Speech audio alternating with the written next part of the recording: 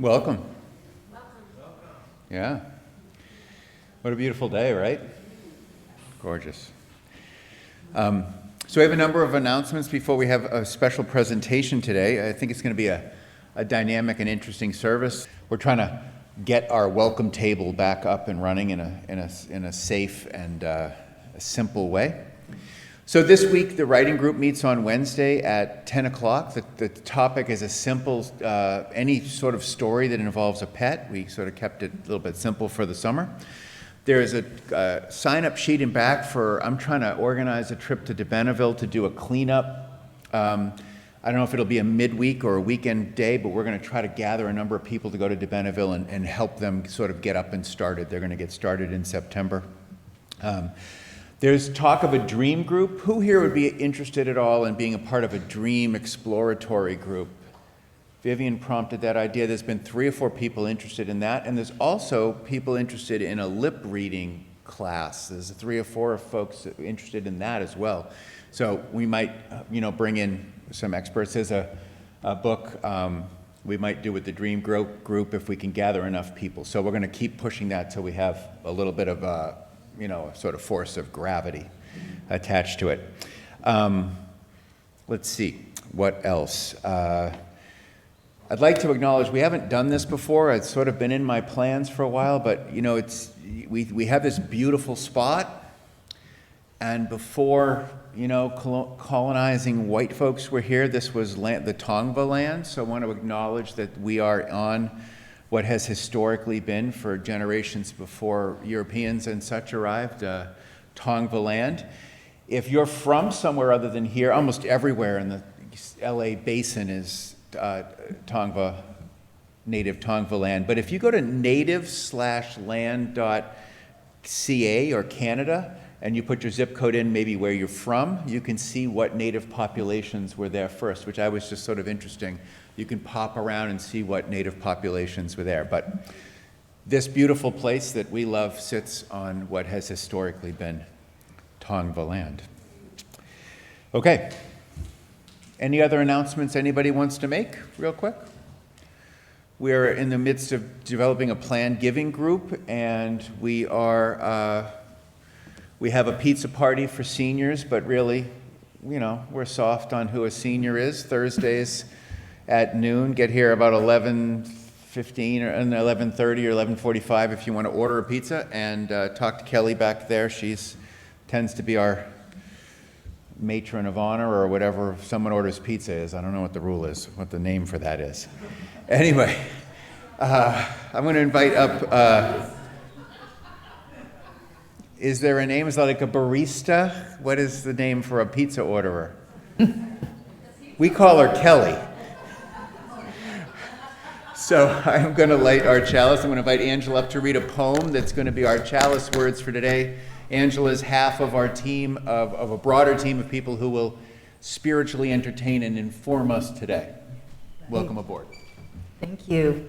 I just want to share a poem because we are in summer. This is a Mary Oliver poem, The Summer Day. Who made the world? Who made the swan and the black bear?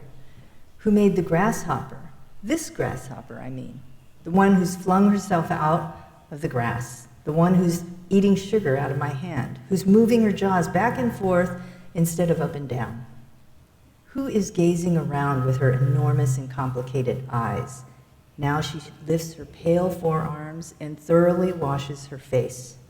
Now she snaps her wings open and floats away. I don't know exactly what a prayer is. I do know how to pay attention, how to fall down into the grass, how to kneel down into the grass, how to be idle and blessed, how to stroll through the fields, which is what I've been doing today. Tell me, what else should I have done? Does everything die at last and too soon? Tell me, what is it you plan to do with your one wild and precious life? Thank you, Anne. And now I'd like to invite Orland Bishop. He's part of a Black Asian healing circle that we created about a year ago. And we have several members of that circle. I'd like everyone to stand up who's part of that circle. Oh, you too, Marvin. You've been, Marvin, yes, thank you so much for being here. Welcome from all of us.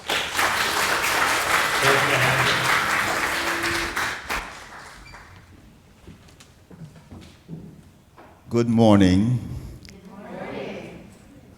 I would like to also introduce a word from Southern Africa, a part of my own lineage. It says Sawubona.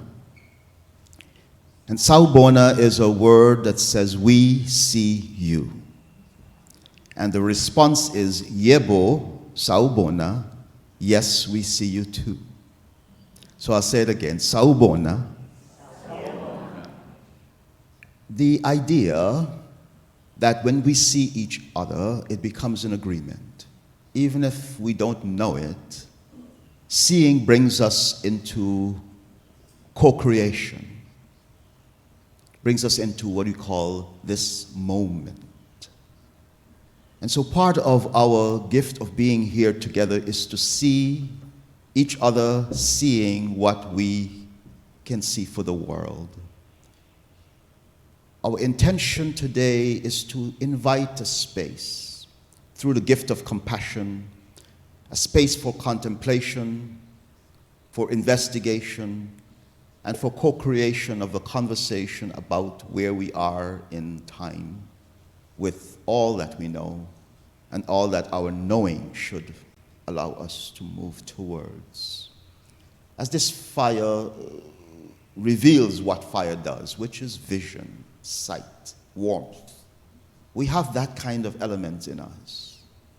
That when two or more human beings are together, something happens. This spark of interest to just ask, who are you? As the poem asks. Who are you really in the world? Where are you going? Would you like company? These are interesting questions the human mind unfolds when two or more come into presence. Our intention today is to celebrate what we all carry in ourselves and how we get through each day, each moment when we encounter others. What are the questions that come to us? What are the memories that come to us? And how do we share the deeper, yes, we're here together for something that I can't do by myself? Is it possible to keep asking the deeper process? Can we share this journey of life in such a way that on the way to wherever we're going, we feel more abundantly connected to our own inner life and the life of others? Before us are some remarkable portraits. They're looking at us, looking at them. You might thus think it's a piece of art, but it comes from someone else's story. The artist saw a story, and this is really what came through. So it's a living experience, but also this building, this sanctuary, someone knew that it would serve the purpose of us coming here now and finding a feeling of sacredness in it. Human capacity to create what's needed is really why we are here together in this world, to create something that could truly remind others of what could be. I'm so grateful that we've been able to come and be part of this morning's sanctuary and service, and to begin our offer to this community. We will acknowledge the beginning of this gift of compassion exercise with acknowledging Ming Tu, who will begin us with a dedication of attention to this gift. Does the clap? So is startle anyone, what you'll hear is one clap and 4 bells. This is opening the door for together. Before we begin that, I'd like to invite our children to leave if they'd like and go into the library where we're going to have a children's moment on inequality. I didn't want to interrupt our process. So if any one of you are young or want to head out, this is a great time to do that. Thanks.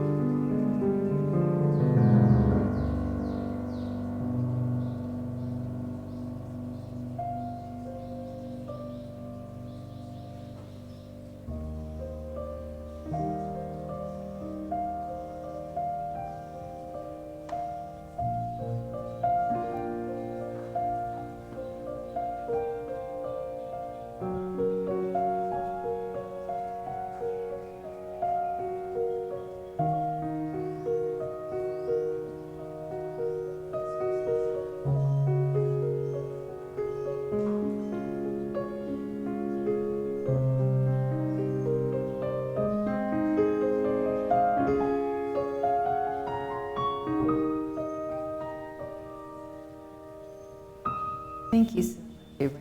We're going to move right into the space that we've created for some conversation around race, how it's infected our personal and collective life together. I'm going to throw this on over to Lady Bird Morgan. Lady Bird will introduce herself. So we have an intention about this conversation.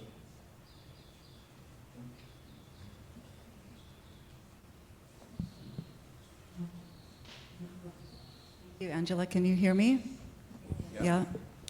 So thank you for having us. My name is Lady Bird, and we are here to share with you what's arising in our hearts when we think about what it feels like to be seen, what it feels like to see someone else, and how to hold both of those at the same time.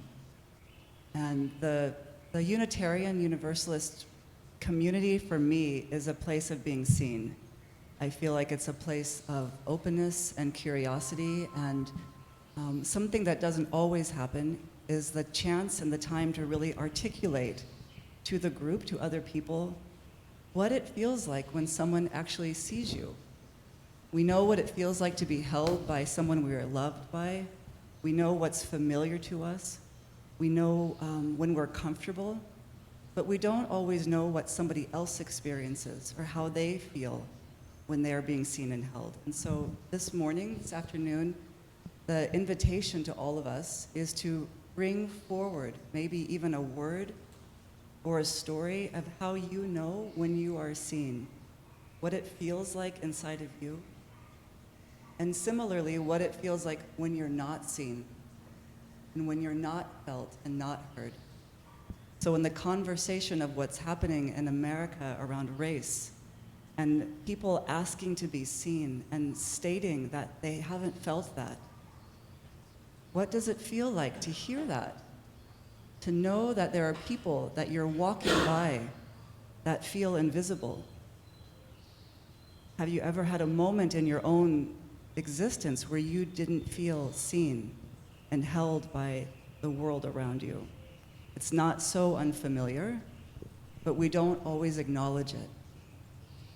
So there's a lot of different possibilities of words that can arise, but what I'm going to invite is that it's something that's meeting you right now in your heart today, this moment. Seeing the images up on the screen that we just saw. Feeling there's usually a fire that is awakening in us when we start to realize that someone is looking at us, that someone is paying attention to us, that someone is actually hearing more than just the words that we're speaking, but they're actually interested in who we are on the planet. The planet is enormous. There's a lot of experiences, and we've all been here since the beginning of time, so we didn't just arrive. There have always been differences. We've always been sharing the same space. That's not new, but now we're seeing different.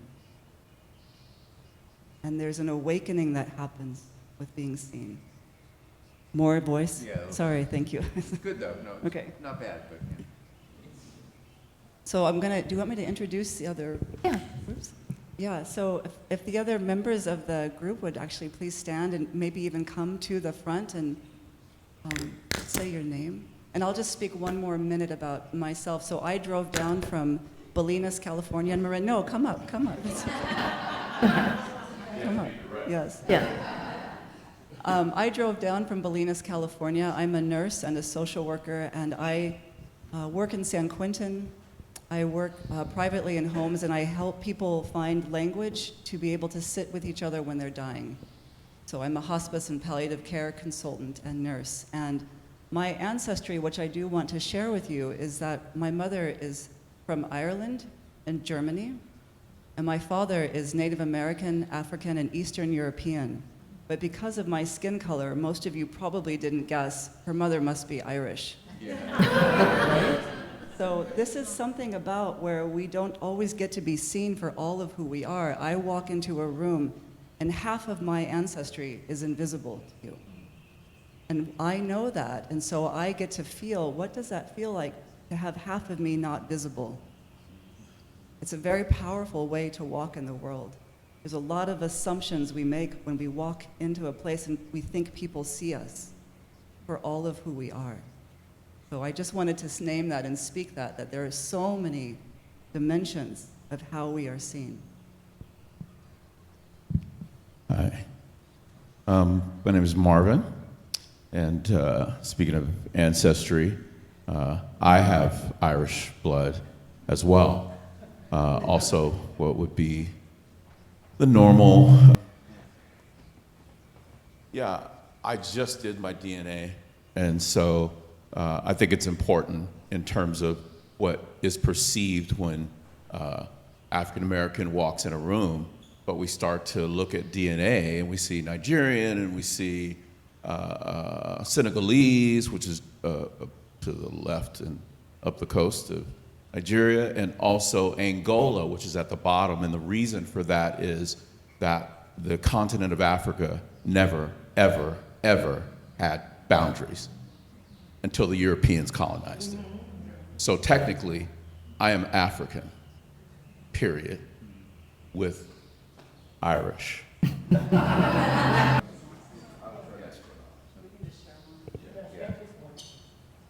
think it's just when they're close. Hello, I'm Caroline.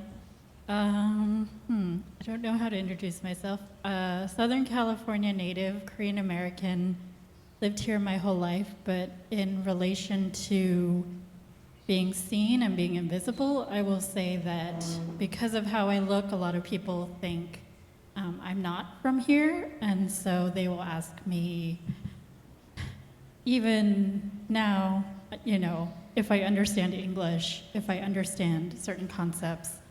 And I have to say, you know, I've been here longer than you have probably, so, but I'll stop there. But it's nice to be here and in conversation with all of you, so thank you. Again, I'm Orlando. I'm a first-generation immigrant from Guyana. On my mother's side, her grandmother was from India, her grandfather from Sierra Leone, West Africa. And on my father's side, Scottish and African, West African. So this is a certain thing about, if we look at a particular age in human history, we all will have shared something of some other place, because that's just what the world was then. And interesting, for me, as I come into this kind of work, I'm interested in medicine and science and what is it that the body wants to become. And so as much as we inherit certain things, there's a process in the body about transformation. It wants to change who we are every day. And I'm interested in that space where the body wants to take in the world and become more than what I've just inherited. You know, it comes in the food. You know, there's some fruits on the chairs around here. Every time we eat it, we become a little bit more like that. We wouldn't think so. But this is really what the world is, transformation and becoming. And I'm interested in every moment of every day when I encounter something that changes me. Thank you. Hi everyone, good morning. My name is Billy. So great to be here. Very grateful just to stand here, actually. For myself, a refugee immigrant. I was born in Cambodia to ethnically Chinese parents. It's a long journey for me.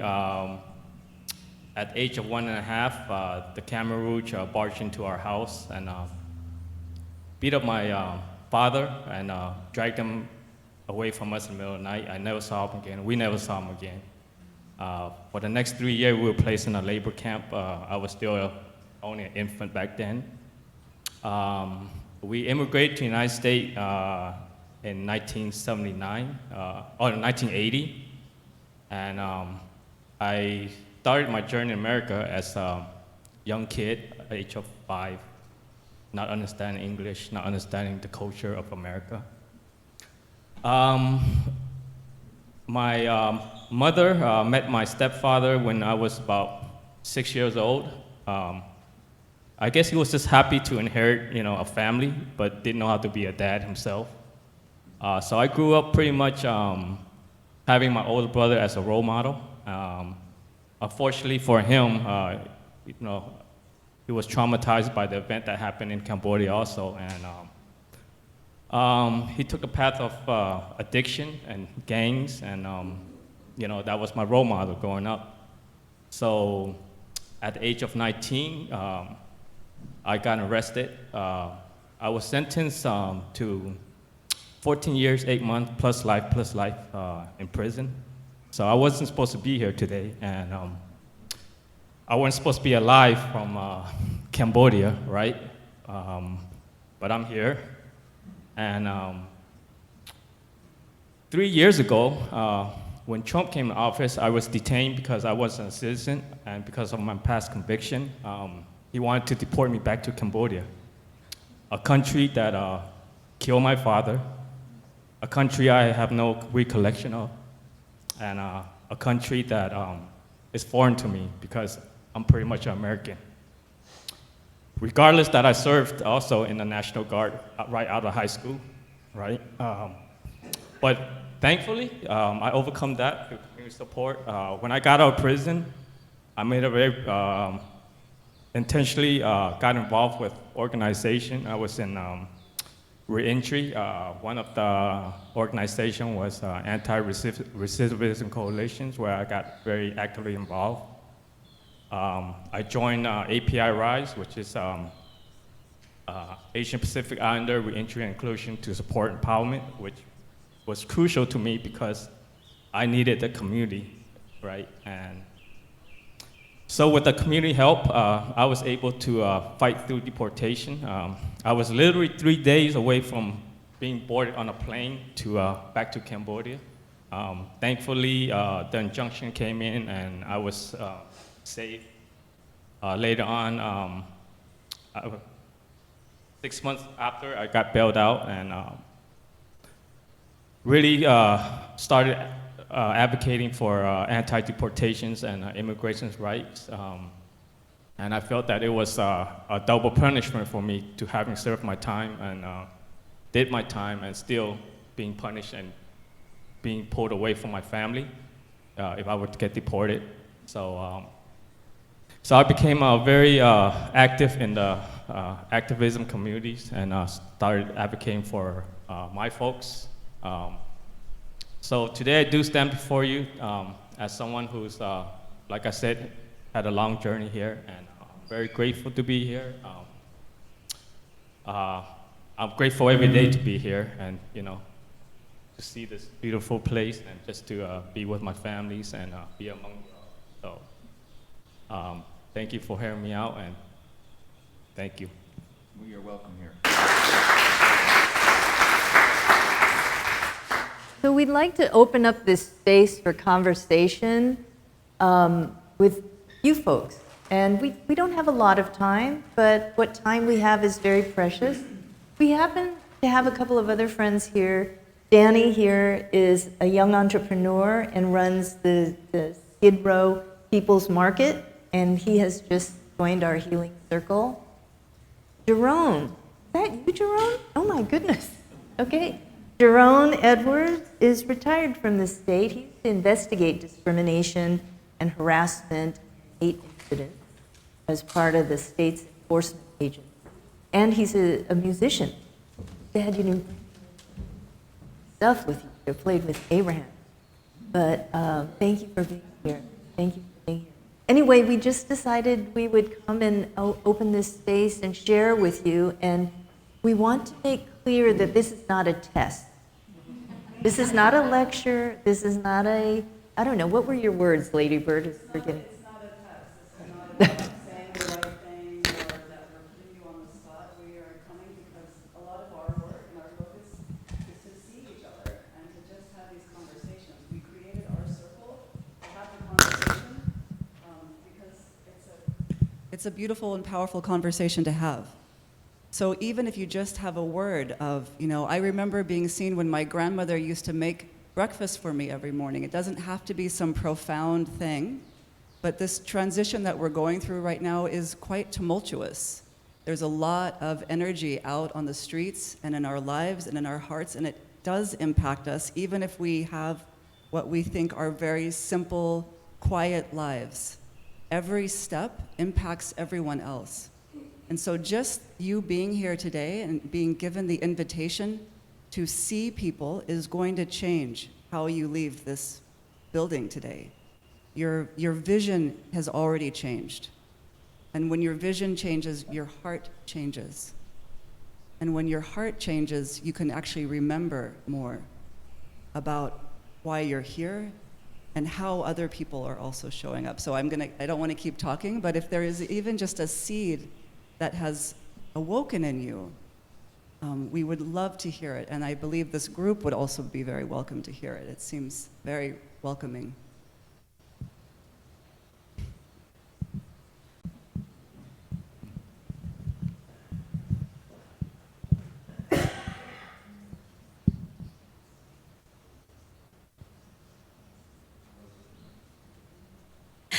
Can't get a word out.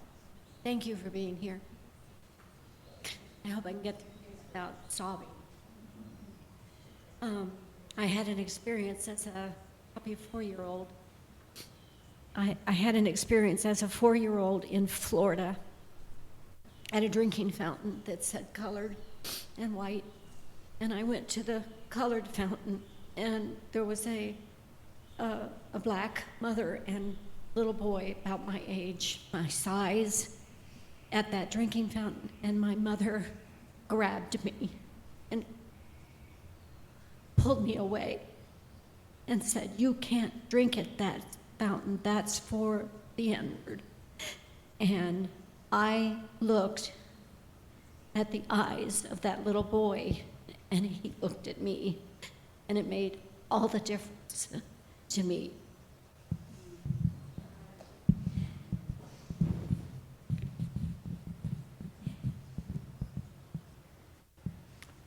I think it's fair to say that when we know each other, it's certainly hard to hate one another, and it's the divisions of us not seeing one another that keep the world broken.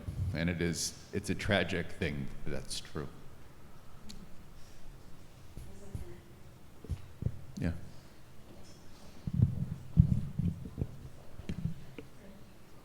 My name is Vivian.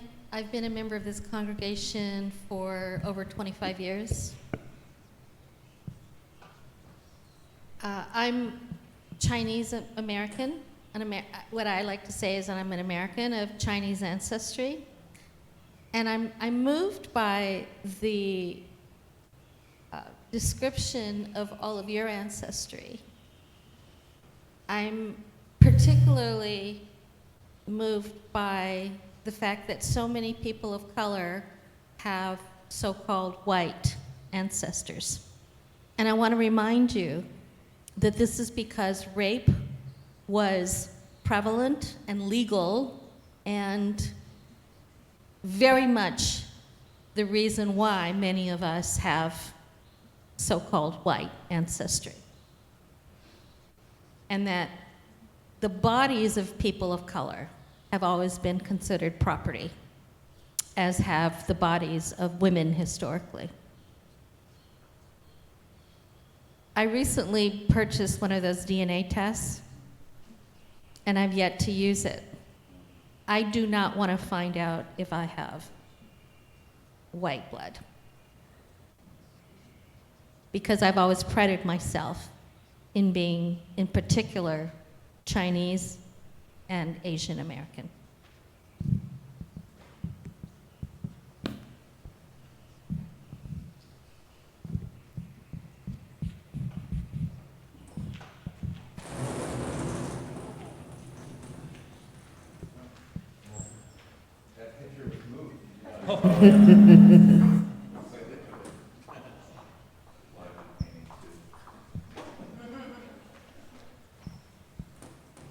Well, I'm originally from Taiwan, so you can call me Taiwanese American. But my great grandfather from my father's side was from Canton, Jiaoling, and they were Hakka. My mother's side was from Hokkien, and Hokkien now 60% of Taiwanese will speak Hokkien, not Taiwanese. So I always been questioned because politics, people say, are you Taiwanese American or you are a Chinese American, right? I would say I'm both, right? And then when I came here, because the way how I look, nobody think I'm Chinese. Actually, a lot of tribal Indian come to me and say, hey, which tribe you belong? Many times. So it's very interesting because as a Hakka, we are travel from northern China to run away from Mongolian invasion. And during the Qin dynasty, my great-grandfather moved to Taiwan, Formosa. Formosa has been occupied by the indigenous people there, and also the Han people from the southern Canton and Hokkien. So what happened is Taiwan also been invaded by Portuguese. Ship come over, Dutch come over, Spanish came over, Japanese came over. So when I was born, they call me Aki, that's a Japanese name. It means sun and moon, right? So all this is very difficult for me as a person to realize that I am actually a human being. My body has implanted all kinds of culture. Chinese culture, Japanese culture, American culture. So I'm a synthesis of all culture. So when I came to this church, I feel at home. You know, I feel that this culture is simple, have all simple, all spiritual tradition. That's all I want to say.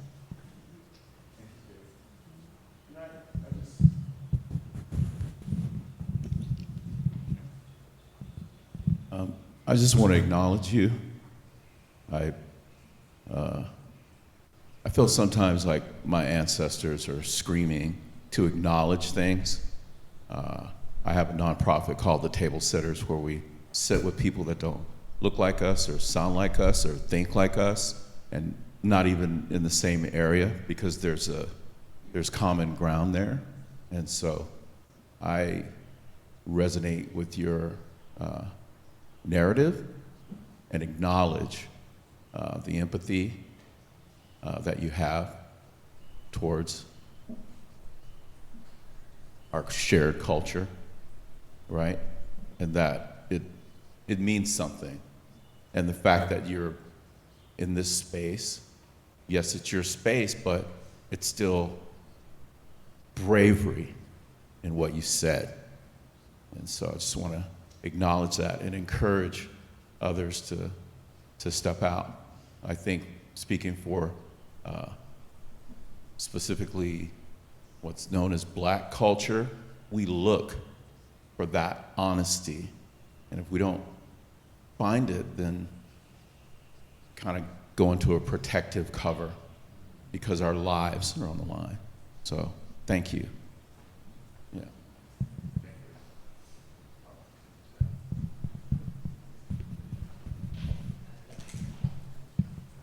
We'll go have a drink of water after this. Yes, Ben. My name is Abraham, and I'm Native American, and I think that there's Irish. I did the DNA thing. Most of it is Native American and Spaniard, which makes sense because they have a history. But one of the things that Tu said that struck a chord in me was that when he came here, Native people looked at him and said, "Oh, what tribe are you from?" And I've always been sort of described as racially ambiguous. I can look Arabic, I look Greek, I look Italian, I look Spanish. I look like Fabio with black hair. I don't know. Okay, I muted it, but it didn't work. So anyways, the idea, or the thing that I thought of was just that I've always enjoyed that ambiguousness, and I felt like I was able to connect with people who thought I looked like them.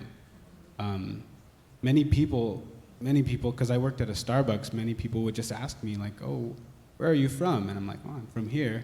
They're like, no, but where are your parents from? I'm like, well, I'm this or that. But it wasn't, it was usually someone who's Arabic who's looking to connect with someone else, or it was someone who was Italian or something like that. So when Tu said that, it reminded me of that, and that's something that I've always enjoyed about looking unique.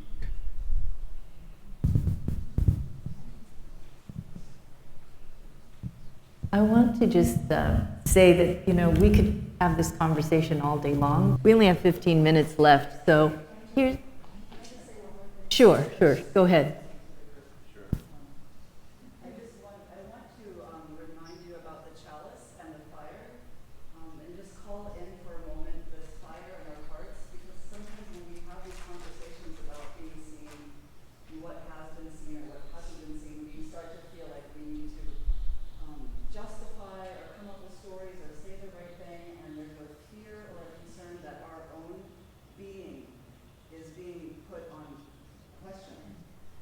And so I just want to welcome back this fire, that being seen also means about holding that down to your heart, right? It's not about everybody running around and saying something amazing to everybody that they visually see in their eyes. It's about holding this down to your heart, pulling the microphone up to your mouth, sorry. There you go.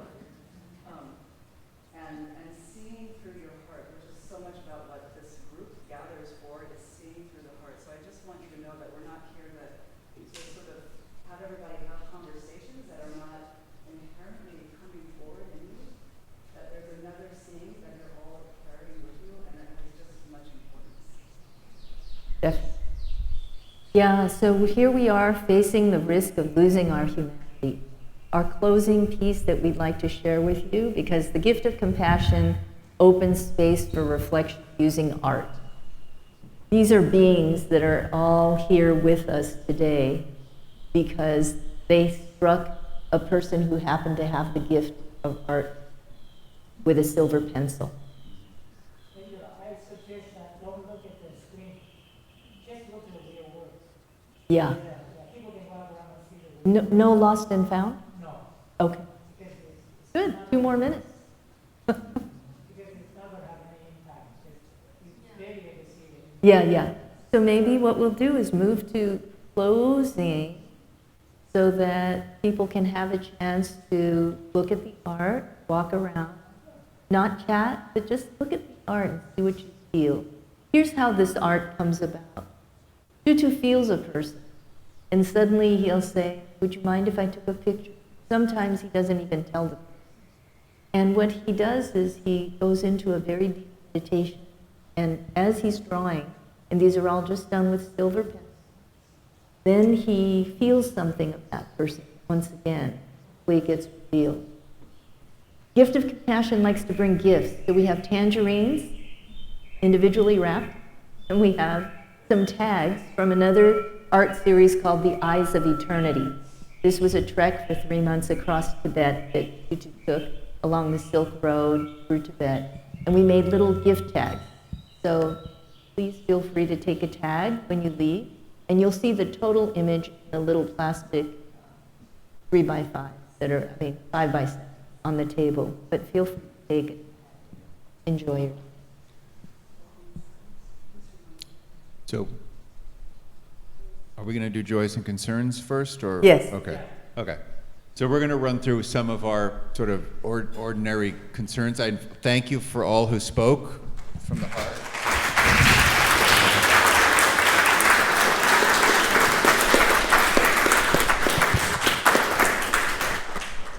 One of the things that, Unitarian Universalism has a proud tradition of probably of all the sort of European sort of Christian, Judeo-Christian based things, we are the most reason-based, but we are trying to bring in the heart more, right? Which is sort of really part of where the multicultural stuff comes in. It's the capacity to not only think, but to feel a little more. So this is a great opportunity for us to engage in that feeling in a diverse place. So I just want to thank everyone who's come and shared. It is, as those who are new to us will witness, is a chance for us. We do kind of it isn't the priest like me who offers prayers, which we do often, but we invite anyone who has a concern to share that publicly, and invite Leanne to come up and light candles for us here. Let's stop for a minute for all those around the world who suffer, because we all do, at different times and to different degrees.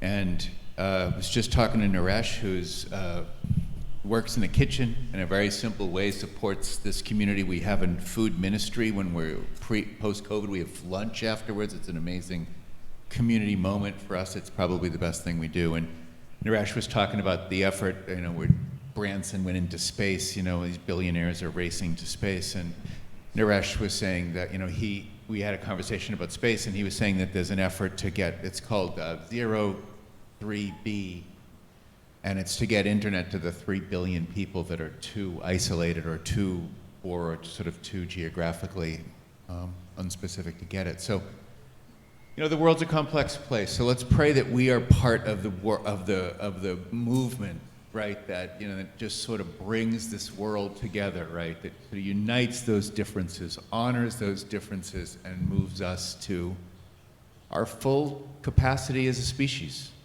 Right? Acknowledges the lack of differences between people as much as the differences in a proper, balanced way. May we all just stop for a minute with that prayer, that we take one more step forward as a species and as a planet, the only one that supports life. So that we're aware of. Amen. Yeah. We don't pass the plates, which is you're lucky, because we normally do, but COVID prevents that, or at least we argue that it does. But you're welcome to drop a donation in the back. This is our president, just to know how horizontal our relationship is here. The president is also probably our most reliable usher. So there we go. And as is our custom, I'm going to tell a stupid joke to liberate your pocketbooks. It's not a very good one, but we're used to that too. There was a man, and he was having difficulty trying to train his young dog. And he was talking to his next door neighbor, who happened to be a Pentecostal preacher. And the Pentecostalist replied, "Why don't you give me your dog for a couple days? I have a couple dogs, and they've learned to pay attention to me." So the guy gives the man the dog for a week, and he comes back, and the religious neighbor says, "Yeah, I've made some progress with him. Here he is. Talk to him." And the man said, "Sit," and the dog sat. He was impressed, and the man said, "Roll over," and the dog rolled over. And finally the man said, "Heel," and then the dog put his paws on the owner's head and barked. Woof, woof, woof. It's not very good. Save me, Abraham. Please enjoy this moment of musical meditation.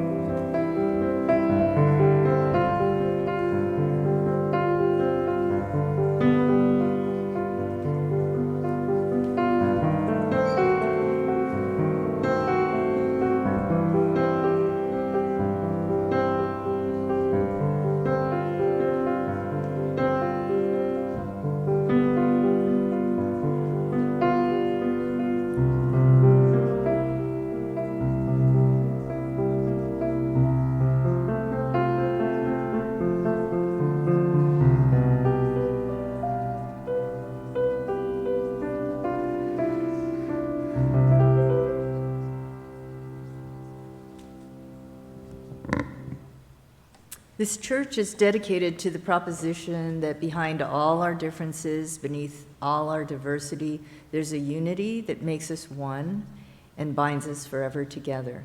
In spite of time and death and space between the stars, we pause in silent witness to that unity. May the blessing of love be upon you.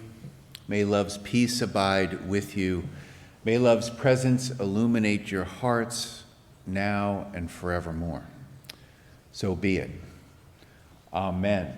Shalom. Salam. Namaste and blessed be. And as we say, now our service truly begins. Thank you for being here. We remain seated for our postlude, and then Angela's going to give us a few talking points about how we might linger on.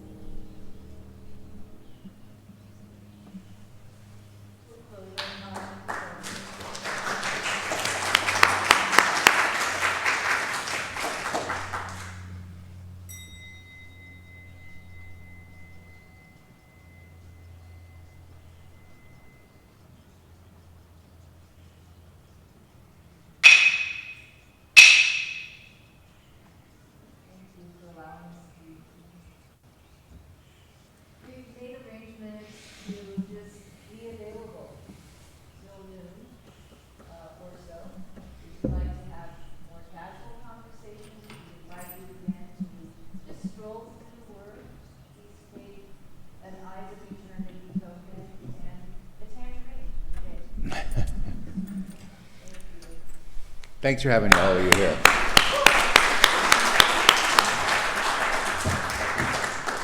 And again, anyone who's new and wants to get on our mailing list, please fill out one of the blue forms. And yeah, as I always say, leave more than you take from the offertory basket.